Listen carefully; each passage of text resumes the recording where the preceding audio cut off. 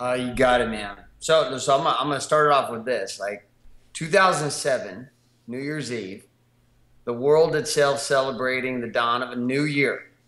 Like, this is what we do on New Year's. New Year's Eve is like a time to get all pumped up. And if you weren't doing shit the year before, you're all pumped up about doing shit that you're probably not going to do in the next year. But nonetheless, it's a very exciting night. Half the world is intoxicated, and many people are having sex, trying to have more babies. And it's like it's a celebratory night, right? Well, I was not drinking. I was not celebrating. I was not having sex. I was lying in my bed, and the moon was shining through the big windshield or the big windows inside of our multiple $1 million home. And my wife was sitting up with tears pouring down her cheeks. And she looks over at me and says, "I did not sign up for this." And I remember laying back with my hands behind my head and laying down on the pillow and looking up at the ceiling as the ceiling fan was turning. And I was bringing myself back to 7 months prior in the summer of 2007. So I'm sharing the stage with Tony Robbins in Las Vegas, Nevada at the Mortgage Planners Summit. And for 8, 9 years, I had been crushing it in banking as a real estate investor and insurance advisor.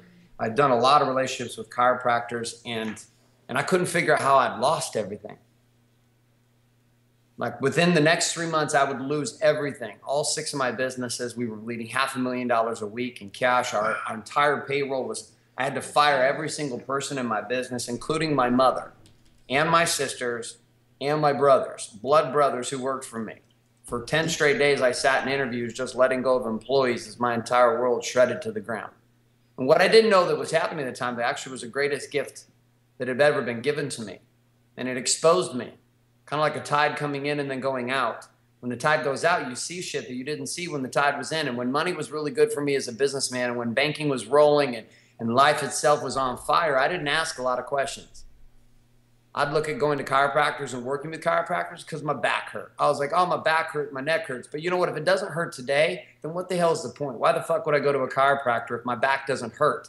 This idea of prevention, this idea of actually living in a life where I could be at cause for my life, that I could prevent the pain and actually experience the pleasure, it was a new thing for me. Wow. So that was kind of the onset of this whole journey that became the Wake Up Warrior movement, which is now here we are in 2015.